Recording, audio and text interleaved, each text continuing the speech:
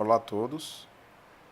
Essa aula a gente vai discutir duas coisas principais, que é a organização do sistema, uma organização na verdade, é muito importante deixar claro que existem várias formas de a gente organizar uma aplicação. A gente vai mostrar uma delas aqui e vai aproveitar para explicar o projeto que vocês vão fazer na disciplina seguindo essa organização. A primeira coisa para a gente discutir é esse conceito de separação de preocupações. Vocês podem pesquisar na internet e achar também essa tradução em português vem do termo separation of concerns em inglês, tá? Que é a ideia de a gente quebrar a solução de um problema em problemas independentes, né? Pegar um problema maior e mais complexo, dividir em problemas menores, mais simples, resolver essas partes menores, portanto, mais simples, individualmente, e depois conseguir compor a solução completa, compondo essas soluções individuais, né? Ou seja, eu consigo focar em cada parte do problema individual. Se ela é uma parte mais simples, menos complexa, deveria ser mais fácil resolver ela. Então, o propósito aqui é superar a complexidade resolvendo cada parte, ou cada questão, ou cada preocupação importante por vez. Obviamente, para cada tipo de sistema, eu posso escolher diferentes tipos de preocupações, ou seja, diferentes tipos de questões que eu quero resolver, né, que eu quero endereçar, que eu quero usar como referência para a organização e para a estruturação do próprio sistema. Por exemplo, essa imagem aqui ela é uma imagem que ela está simulando aí uma situação em que cada caixinha dessa, cada retângulo, representa uma classe em Java, por exemplo, ou um módulo do sistema. E cada cor de caixa ela representa uma determinada preocupação, uma determinada questão raiz, vamos dizer assim, né? Que eu escolhi para organizar a minha aplicação. Então, nesse sistema aqui, né, nessa aplicação, a gente está falando de três tipos de questões, três tipos de preocupações, que é a interface com o usuário, né, GUI de Graphical User Interface, interface com o usuário gráfica, mas não precisa ser gráfica, a gente pode simplificar para a interface com o usuário, modelo e persistência. Modelo estariam mais associado a regras de negócio, por exemplo, e persistência, vamos pensar que são módulos ou classes responsáveis por armazenar, né, recuperar, atualizar os dados, os objetos no caso, já que é um sistema orientado a objetos, do meu sistema. Se a gente observar essa imagem aqui, a gente está tentando simular aqui um diagrama que mostra módulos ou classes, vamos chamar de classes, já que a gente está falando de Java aqui, e associações entre classes. Então é como se, nesse caso aqui, essa classe, para ela funcionar, ou para outras funcionarem, existem essas três dependências aqui. Então é como se ela dependesse dessa caixa, dessa e dessa, para ter sua funcionalidade. Então, se a gente tem uma visão geral, a gente consegue ver que classes de cores diferentes dependem de várias outras classes de cores diferentes. Então, em tese, aí a gente tem uma uma interdependência, na verdade, entre módulos de diferentes preocupações, com diferentes concerns, né? Com diferentes questões, que atacam diferentes questões. Na prática, a gente até tem uma situação razoável aqui. Na prática não, neste caso, né? Na prática, o que acontece muitas vezes é que eu, numa mesma classe, ou seja, no mesmo retângulo aqui, eu teria, na verdade, cores diferentes. Esse retângulo ele teria tanto o código responsável por exemplo, interface com o usuário, quanto pelo modelo, ou pela persistência, ou as três coisas juntas. Então, essa figura aqui ela até mostra uma situação melhor do que o que usualmente a gente encontraria, que seriam classes responsáveis por mais de uma preocupação. Vocês devem lembrar que a gente discutiu sobre coesão, né? Coesão de métodos, coesão de classes.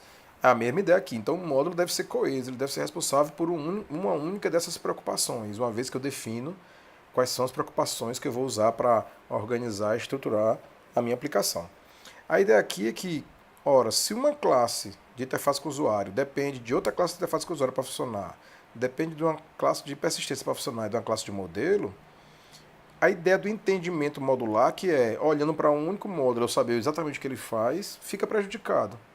Do mesmo jeito, mudanças modulares, ou seja, se eu mudar essa classe vermelha aqui, eu posso eventualmente afetar qualquer uma dessas outras três classes que são de preocupações diferentes. E eu prejudico também o desenvolvimento em paralelo, que é aquela ideia de eu pegar, por exemplo, e dizer que dividir a turma em três grupos e dizer, ó, um grupo vai fazer todas as classes que se preocupam com interface com o usuário, as vermelhas, outro grupo faz todas as que se preocupam com o modelo, as amarelas, e outro faz tudo que se preocupa com persistência, as azuis. Mas nesse caso, existe uma dependência entre elas muito grande, então eu não consigo programar essa caixa azul sem entender o que essa vermelha, essa amarela faz. Mas para fazer essa vermelha eu tenho que saber o que essa amarela e essa outra amarela aqui fazem. Essa amarela precisa dessa azul e dessa azul aqui, e assim por diante. Então a gente deveria ter, na verdade, uma situação mais parecida com essa aqui, em que eu tenho a ideia de pacotes, por exemplo, em Java, esse módulo aqui é um módulo que agrupa classes que dizem respeito à persistência, a ideia de um pacote. Esse outro pacote aqui tem classes que dizem respeito a modelo, e esse outro pacote aqui, classes que dizem respeito à interface com o usuário. Eu chamei de pacote porque é um exemplo de como eu poderia fazer isso em Java, mas a gente pode olhar para um módulo, né? Um módulo que agrupa outros módulos. E eu tenho, na verdade, módulos, cada módulo é uma preocupação, né? É uma maneira de pensar. Perceba que a dependência entre classes de cores diferentes mudou radicalmente aqui nessa visão do que nessa visão aqui anterior. Então a gente quer tentar arrumar uma forma de eu ter algo mais parecido com isso aqui. Claro, classes de persistências podem até depender entre si, de interface com o usuário também, de modelo também, mas entre um módulo maior, né, entre uma preocupação e outra, eu quero diminuir essa dependência. Com isso eu vou poder, por exemplo, evoluir mais facilmente o módulo de persistência sem afetar o módulo de modelo, por exemplo. Então, claro, dependendo do que eu fizer com esse módulo aqui, eu posso até afetar essa classe aqui, mas não as demais. E jamais a interface com o usuário. Não tem nenhuma dependência entre esses dois módulos nessa figura aqui abstrata. Né? Esse é um exemplo, claro, só. Tá? Então, a ideia de eu poder evoluir classes de persistência com menor impacto para o sistema, evoluir classes de modelo com menor impacto para os outros módulos, evoluir classes de interface com o usuário com menor impacto para os outros módulos ou nenhum para o de persistência, por exemplo. Tá? Então, essa é a ideia geral. No caso do que a gente quer apresentar nessa aula, e especificamente do projeto, inclusive, que a gente quer que vocês desenvolvam, a gente está mais orientado a enxergar a aplicação dessa forma, como camadas que vão ser desenvolvidas. Né? Então a gente fala que a arquitetura de software que a gente vai usar é uma arquitetura em camadas. Eu vou organizar a minha aplicação para que ela funcione em camadas. Eu tenho classes que são de interface com o usuário, que vão, por exemplo, requerer serviços de classes que estão na camada de comunicação, que requerem serviços de classes que estão na camada de negócio, que requerem serviços das classes que estão na camada de dados, e aí a resposta vai sendo dada da camada inferior para a camada superior. Então a ideia é que a camada superior solicita serviços da camada inferior e ela dá a resposta para a camada superior. Então a gente pode ver como um bolo de várias camadas, como vocês acharem mais interessante. Na prática, nessa disciplina, pelo tempo que a gente tem disponível, a gente vai desprezar essa segunda camada aqui, a camada de comunicação. Então a gente vai usar como referência para estruturar os projetos da gente, por exemplo, que é assim que a gente vai exercitar e sedimentar esses conceitos aí de camadas. A gente vai usar como referência essas três camadas: a interface com o usuário, que nem vai ser uma interface gráfica na prática, negócios e dados, tá? A arquitetura da gente, então, só explicando melhor, é a interface com o usuário, todo código que diz respeito à apresentação da aplicação. Então, nessa camada vão ter classes que vão interagir com o usuário. Então, hoje seriam classes em que eu vou, por exemplo, ler do teclado, em que eu vou imprimir alguma coisa na saída padrão, né, usando System Out, usando Scan e assim por diante. Se a gente fosse fazer uma camada de comunicação, ela seria responsável por qualquer tipo de acesso remoto, ou seja, eu conseguir colocar o meu sistema para executar em diferentes máquinas. Então, por exemplo, a interface com o usuário executa lá no seu computador e o resto do sistema executa num servidor. Então eu utilizaria essa camada de comunicação para tornar mais fácil, mais simples, eventualmente transparente, ou seja, diminuir a complexidade de fazer partes do sistema executar em máquinas diferentes, que não vai ser o nosso caso, a gente não vai ter esse tipo de situação nos nossos sistemas. E a outra coisa que a segunda classe então, já que a gente não tem a de comunicação, a segunda camada, melhor dizendo, é a camada de negócio, onde eu vou ter código inerente à aplicação sendo desenvolvida. Então é aqui, por exemplo, que eu vou dizer que, no caso de uma aplicação bancária, por exemplo, duas contas com o mesmo número não podem estar cadastradas no meu sistema. Então isso é uma regra de negócio. Ou, por exemplo, que eu não posso realizar um débito superior ao saldo da conta, a menos que essa conta seja uma conta especial, que tenha um saldo, um cheque especial, se for esse o caso, entendeu? Então, isso são regras de negócio.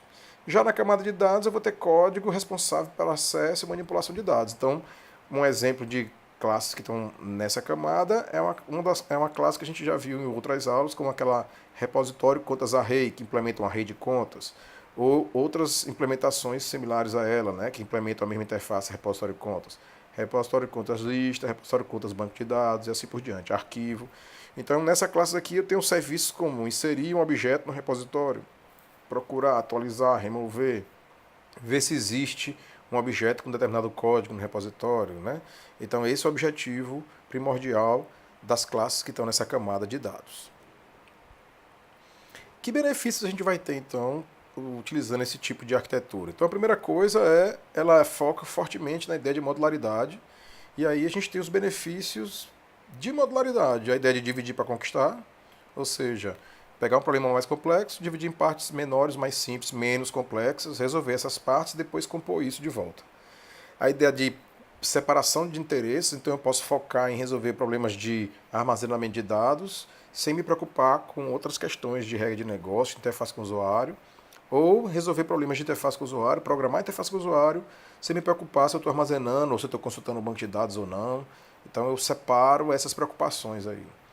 A reusabilidade, então se eu tenho uma classe como um repositório de contas em array, em qualquer situação que eu precisar ter um conjunto de contas em array, seja essas contas bancárias, seja a conta de uma padaria e assim por diante, seja lá qual for o conceito de contas que você use, eu posso reusar aquela classe, né? Ou mesmo reusar também a classe conta. Se eu tenho módulos, se eu tenho classes que são mais coesos, que resolvem menos interesses, no caso da gente aqui, a gente quer que resolva um interesse só, é maior a chance de eu reusar aquela classe em diferentes situações, já que ela não resolve 3, 4, 5 coisas. E aí eu só reusaria ela se fizesse sentido resolver aquelas mesmas 5 coisas das mesmas formas, né? E por fim a extensibilidade. Ora, se eu tenho mais independência entre as classes, vide aquele gráfico que eu mostrei antes, em que classes dependeriam menos umas das outras, é mais fácil que ao evoluir uma delas, eu impacte o mínimo possível nas demais classes da minha aplicação, tá? Além disso, a gente quer ter isso aqui, ó, que mudanças em uma classe não afetem as demais. Desculpe, que mudanças em uma camada não afetem as demais camadas. Então, a ideia de plug and play, eu poder trocar uma implementação do sistema, que hoje está todo em memória usando array, e eu trocar isso para banco de dados. Como é que eu faço? Como a gente viu lá na aula de interfaces, se a gente usar a interface para separar as regras de negócio das regras de armazenamento de dados, eu basta prover implementações daquelas interfaces que hoje estariam em array, por exemplo, eu crio novas classes que implementam o armazenamento lá das contas, do cliente, das aplicações, de todas as classes do seu sistema. Eu criaria um repositório que implementa cada interface em banco de dados, por exemplo. Bastaria eu passar a usar esses repositórios, a minha interface com o usuário, as minhas regras de negócio, todos já estariam utilizando, acessando esse banco de dados, né? Então seria transparente ou indiferente ou automática, na verdade, por isso que a gente chama de plug and play, essa mudança aí. Com isso eu consigo então ter, por exemplo, a mesma versão de uma camada trabalhando com diferentes versões de outra camada.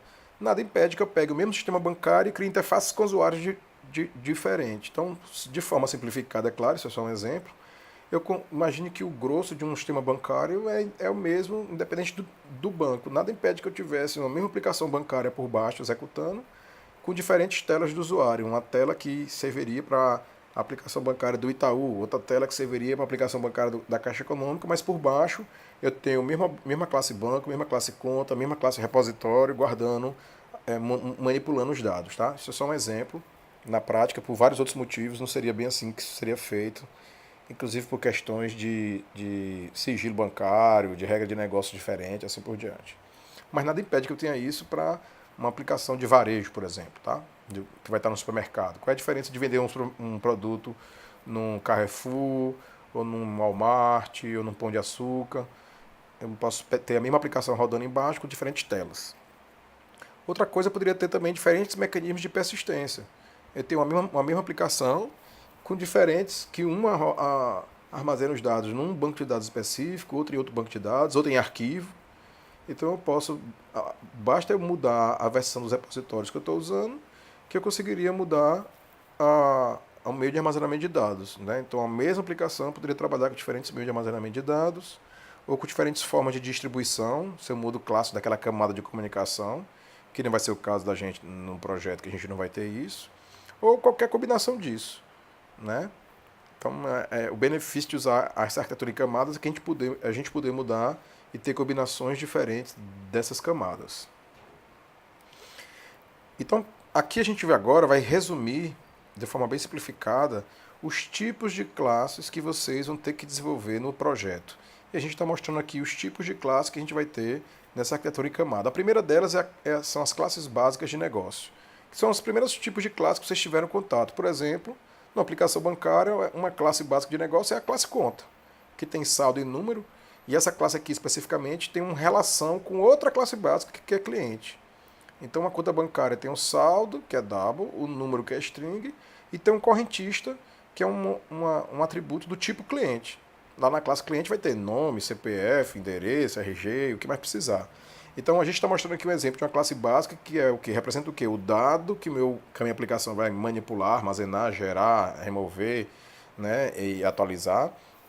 E mostra que pode haver relações entre classes básicas, uma relação entre classe básica. Nesse caso, uma conta tem um cliente, né? Uma relação entre a classe básica conta e a classe básica cliente. Isso, por sinal, a gente vai exigir no projeto de vocês, tem que ter pelo menos um exemplo de duas classes básicas que se relacionam.